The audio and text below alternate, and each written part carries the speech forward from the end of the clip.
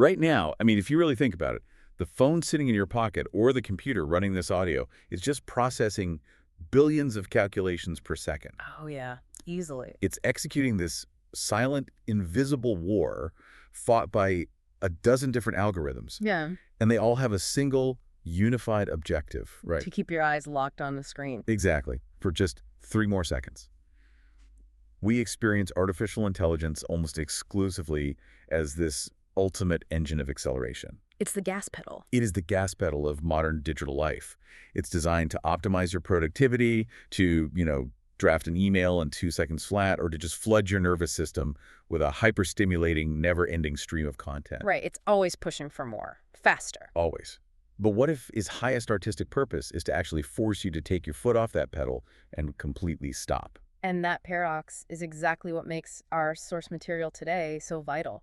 We are stepping out of that constant state of hyperarousal to really examine a profound countercurrent. Yeah, it's a project called The Mountains Keep No Clocks. Right, an album credited to a fictional artist operating under the name River Lantern Doctrine. So the mission for our deep dive today is to explore how this incredibly unique project utilizes tools like Google Flow Music, Claude.a, and ChatGPT. And it uses them not to speed up culture, but to aggressively, intentionally slow it down. Which is wild to think about. It totally is. We're going to examine how this project subverts modern streaming algorithms, how it treats the act of prompting AI as this profound new form of poetry, and how it's actively redefining what it means to be an artist. To lay the groundwork for what we are about to explore, I really want to quote directly from the ChatGPT analysis included in our source files. Go for it. The analysis frames the entire initiative by asking an incredibly provocative question. It asks, what if AI's highest artistic purpose is not spectacle, but stillness? Okay, let's unpack this. Because usually when someone sits down to generate an ambient music track with AI, they rely on basic genre tags, Yeah, like typing in lo-fi study beats. Right, or relaxing spa music, and the machine just spits out a generic loop. Very predictable. But the conceptual seed of The Mountains Keep No Clocks is radically different.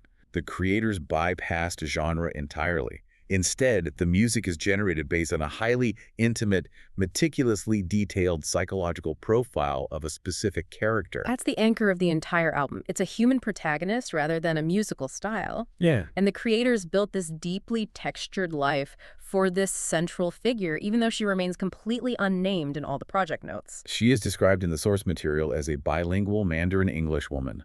She operates as a PhD researcher, an educator, and a poet. A lot of hats to wear. So many hats. Yeah. And the core tension of the album comes from her daily life. She is basically trapped in this intense balancing act between the rigorous, hyper-analytical, publish or perish demands of Western academia. Which is exhausting, just to think about. Oh, completely. She's balancing that with her deep spiritual grounding in Buddhist and Taoist stillness. Just think about the physical feeling you get when your brain is just absolutely buzzing. You've got 20 browser tabs open, you're mentally drafting 3 different emails, you're listening to audio while trying to analyze data. You're suffering from that restless hyperactivity of the intellectual mind. Exactly. But underneath all of that noise, all you desperately want to do is sit quietly with a cup of tea at dawn and just let the world stop spinning. What's fascinating here is how Claude's analysis in our sources interprets that specific choice of protagonist. This album is explicitly not designed as a performance for an audience. No, not at all. It is an internal landscape. The anonymity of this central character is a deliberate structural choice. Because she is never given a name, she ceases to be just one fictional academic. She becomes an archetype. She becomes a mirror. She represents anyone who is caught between the relentless, crushing demands of an intellectual screen-based life and the absolute necessity of the silence that makes surviving that life possible. Which is so relatable. By leaving her unnamed, the creators essentially invite you, the listener, to step directly into her mind and wear her exhaustion. Which is an incredible concept on paper. I hear all of that, and I understand the narrative ambition, but I want to play the skeptic here for a moment. Sure, lay it on me. Translating an invisible internal feeling, like that abstract transition from intellectual burnout to spiritual peace into a physical acoustic environment, sounds nearly impossible. How does an algorithm actually build a sonic world out of academic exhaustion? Through an intense application of deliberate constraint. It's really about what they didn't include. The instrumentation chosen for this project is remarkably sparse and historically specific. Like what? Well, We are hearing the guqin, which is a traditional Chinese plucked string instrument, and it actually has a centuries-old history of being played by scholars for personal refinement, not for public performance. Oh, wow. So it fits the academic theme perfectly. Spot on. Alongside that, there's the shakuhachi, a Japanese bamboo flute traditionally used by Zen Buddhist monks for blowing meditation. That's who's in practice, right? Exactly. Add to that some warm felt pianos, subtle cello drones. But perhaps the most vital component is that these instruments are anchored heavily by environmental field recordings. Yeah, I was reading about that. The sound of river water moving over stones. Mountain wind brushing through pine needles. And birdsong at dawn. And I noticed from the sources that the tempo is just agonizingly slow. Very deliberate pacing. We are talking about a tempo locked strictly between 52 and 68 beats per minute for the entire duration of the album. Which is actually slower than a resting human heart rate. Really? Yeah, and that specific tempo range is not an arbitrary artistic choice. It is deeply rooted in human biology. Wait, really? How does 52 BPM connect to biology? It comes down to a neurological process called entrainment. Entrainment. Yeah, when you are exposed to a dominant external rhythm, your autonomic nervous system naturally attempts to synchronize your heartbeat and brain waves to that rhythm. Oh, so your body literally tries to match the beat of the music. Precisely. In modern pop or EDM, tempos often sit around 120 beats per minute, which signals the body to release adrenaline and dopamine. Because it mimics the heart rate of excitement. Right, or physical exertion. But when you lock an acoustic environment at 52 beats per minute, it signals profound safety to the vagus nerve. It tricks your body into relaxing. More than tricks, it actively downregulates the sympathetic nervous system, your fight-or-flight response, and forces the engagement of the parasympathetic nervous system, which controls rest and digestion. That is wild. The tempo is literally engineered to alter your physiology. It is. But I hear 52 beats per minute, long empty pauses, field recordings of wind, and absolutely no hooks. And honestly, it sounds like commercial suicide. Oh, from a traditional industry standpoint, absolutely. Right. In our modern attention economy, doesn't an album like this just get skipped over in 5 seconds?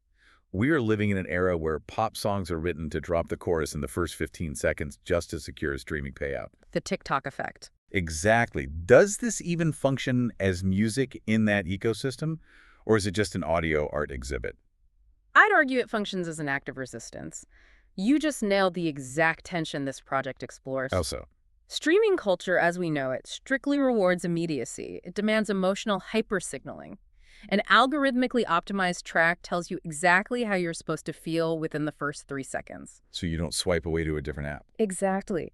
The Mountains Keep No Clocks aggressively refuses to entertain you. It forces you into a space of extreme patience and spaciousness. So it doesn't want to be consumed. Right. It demands recalibration instead of consumption by utilizing structural silence. Yes, structural silence. Yeah, by making the long, empty pauses between the notes just as important as the notes being played. It rebels against the modern mandate that media must constantly stimulate us. Oh, I love that. It asks the listener to tolerate ambiguity. In doing so, it creates a genuine sanctuary where your nervous system can finally unwind, totally free from the demand to process new information. Which brings up a really fascinating technical hurdle.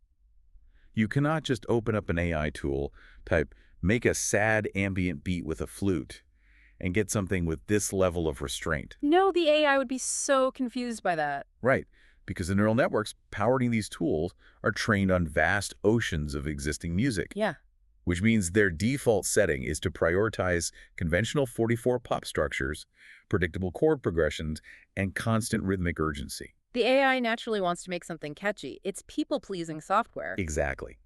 To get an AI to generate structural silence, to convince a neural network to produce a 52 beat per minute meditation on a river stone, requires a complete subversion of how we normally interact with the technology. You basically have to fight the AI's training data. And this is where we get into the actual mechanics of the text-to-music prompts used for Google Flow Music AI. This is my favorite part. We have the text from the creators in our source material, and looking at it, it doesn't look like a technical command. No, there's no code. The creator asks the AI for a mood that is emotionally luminous. They instruct the machine to channel late-night study lamp energy. Such a specific vibe. They ask it to reproduce the feeling of snowfall on pine branches and river stones warmed by sunlight. It's pure poetry. They even specify that the harmonic movement should not follow standard music theory, but should feel organic, like breathing or walking a forest path. The phrasing of those prompts represents a profound shift in human-computer interaction. We are witnessing the reframing of AI prompting as an emerging literary art form. Yeah, that's a great way to put it. The creator is not acting as a programmer giving rigid instructions. They are operating as a poet. Instead of typing commands, these prompts function as invocations. Invocations, I like that. They are meticulously curating an emotional and atmospheric condition and then asking the neural network to interpret it. But how does an AI even do that? I mean, how does a machine translate the phrase snowfall on pine branches into an audio file? It isn't just searching a database for a sound effect of snow falling, right? No, it's way more complex than that. The AI maps the semantic weight of those poetic words to acoustic parameters within its latent space. Okay, what does that mean in plain English? So, through its training, the neural network has learned to associate the concept of snowfall with specific sonic characteristics, perhaps randomized soft transients, a lack of driving low-end bass frequencies. Oh, because snow absorbs sound. Exactly. It associates it with high-frequency air and wide diffuse reverb. When the creator prompts for river stones warmed by sunlight, the AI interprets warmed and sunlight by subtly saturating the mid-range frequencies of the cello drone to create acoustic warmth. While keeping the attack of the piano notes rounded and gentle. Yes, it is literally translating metaphorical poetry into acoustic mathematics. Here's where it gets really interesting for me. If the prompt used to generate the music is actually a poem, what does that make the artist? That is the million-dollar question. Historically, we think of a composer as someone carving a statue out of stone. You take a chisel and you dictate every single note, every rest, every dynamic shift on a piece of sheet music. You are in total authoritarian control of every molecule of the art. Right, but this modern human-AI collaboration feels much more like gardening. Oh, that's a brilliant analogy, because a gardener doesn't assemble a tomato plant atom by atom. Exactly. The artist isn't sculpting the final shape. They are cultivating the soil. They are setting the climate, planting these incredibly rich emotional seeds through poetic prompts. Establishing boundaries like the 52 BPM limit. Yes, and then stepping back to let the algorithm grow the music organically. The philosophical implication of that shift from sculptor to gardener is massive. We are looking at a future where the artist's role transitions away from being a technician, someone who physically executes every brushstroke or plays every chord, To something else entirely. Right, it evolves into an intentional orchestrator of possibility. It forces us to ask really complex questions about authorship in the generative era. Like, who is the true composer here? Exactly. Is it the Google Flow music engine generating the audio waveform? Is it the human writing the poetic invocation about the study lamp? Or is it the listener who ultimately gives that 52 beat per minute spaciousness its emotional meaning? The artist is no longer the sole author. They are the gardener tending to an ecosystem of meaning. A gardener tending an ecosystem? That analogy actually maps perfectly onto the deeper philosophical foundation embedded in the album's narrative. Especially when we examine the synthesis of Eastern and Western thought happening in the protagonist's mind. If we connect this to the bigger picture, the entire collaboration between human and machine is an exploration of wu-wei. Wu-wei. Yeah, this is a fundamental concept in Taoism that translates roughly to effortless action or non-doing. Which doesn't just mean sitting around doing nothing, right? No, it does not mean laziness at all. It means aligning your actions with the natural flow of reality rather than trying to force your ego and will upon the world. Which is the exact methodology the creators used with the AI. They didn't force the notes into a rigid grid. They established natural constraints and allowed the AI to unfold effortlessly within them. The method of creation embodies the philosophy of the product. And we hear wu-wei reflected in the sonic architecture itself. Think about Western classical music or even modern pop. Sure. It is almost always built on a narrative of conquest. A song starts quiet, builds tension, reaches a massive victorious crescendo, and resolves. Very linear. Right. It is a linear journey of conquering silence. But the harmonic cycles in the mountains keep no clocks, mimic natural recurrence. They operate like seasons changing or tides rolling in and out. The music doesn't try to conquer the silence.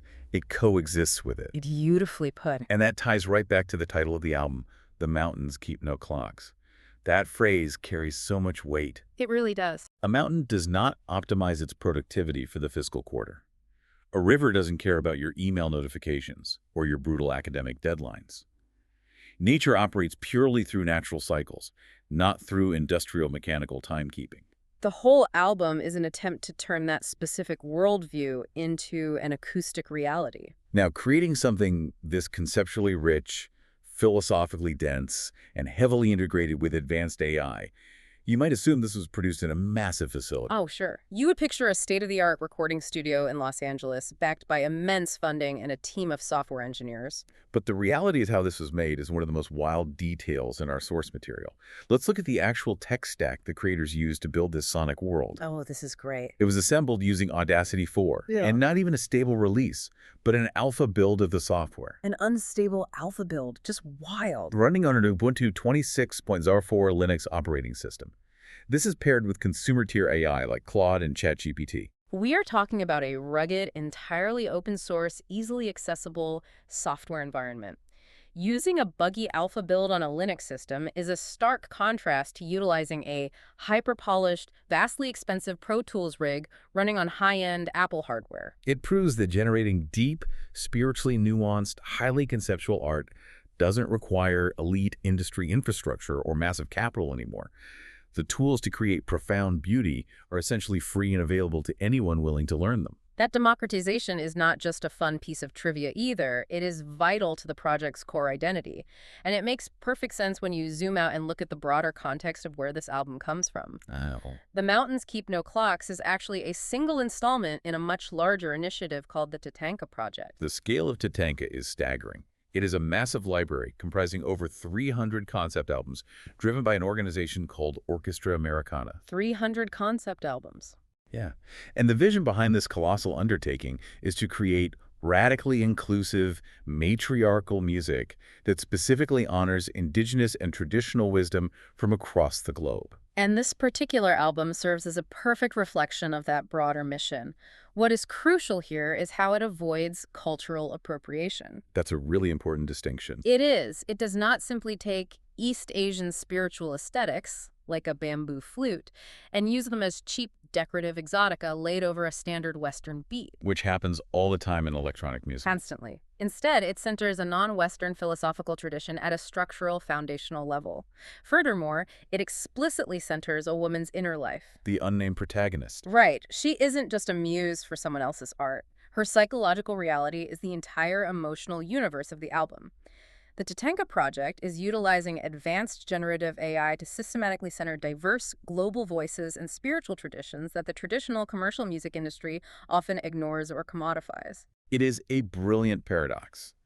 They are taking the ultimate tool of mass production, a machine capable of generating endless hours of generic background noise, and they are using it to craft incredibly specific, culturally rich, deeply personal niche art. We have spent decades associating technological progress strictly with acceleration. Sure, we want faster internet. Faster communication, faster processing speeds, instant delivery. Yet, here's a project utilizing some of the most advanced neural networks ever created, and it uses them to simulate profound deceleration. It is high-tech machinery explicitly engineered to teach a human being how to be slow. Exactly. But what does this all mean? We started this deep dive by looking at the devices in our pockets, acknowledging the algorithms that are constantly fighting to extract our attention and keep our minds in a state of hyperactivity. The gas pedal. The gas pedal. And from there, we journeyed into the internal landscape of a fictional scholar who just desperately wants a moment of quiet tea at dawn. We explored how artists are transforming into gardeners. Yeah, using poetic phrases like snowfall on pine branches to guide an AI into creating a 52 beat per minute sanctuary of ꗧ𝗓𝗓 in field recordings. And we've seen how open-source Linux software is democratizing the ability to create art that embodies ancient philosophies, like Wu-Wei. Ultimately, this project proves that human intention still dictates the shape and impact of our tools. When you pair deliberate, poetic human intention with artificial intelligence, you can carve out a space for deceleration in a world obsessed with speed. The Mountains Keep No Clocks manages to turn the passive act of streaming audio back into a contemplative practice. It actually asks something of you. It really does. It asks you to sit comfortably with the silence, to tolerate the lack of a catchy chorus, and to allow your own mental noise to dissolve into the sound of a river. It isn't just delivering a consumable product, it is offering a genuine partnership in stillness. It's the absolute antithesis of the buzzing notifications and dopamine loops we discussed at the top of the show. It is quite literally using the algorithm to defeat the algorithm. Which leaves us with a final thought for you to carry forward. Let's hear it. We have seen how artificial intelligence, a technology born entirely from humanity's relentless drive for ultimate speed, efficiency, and commercial optimization, can actually be successfully harnessed to teach us how to slow down. Yeah, it can be manipulated to embrace silence and stillness. So, as you return to your day and look around at the other screens, apps, and hyper-productive tools dominating your life, Ask yourself this. what other technologies are you currently using to accelerate your days that might secretly hold the key to your own mental stillness if only you changed the prompt?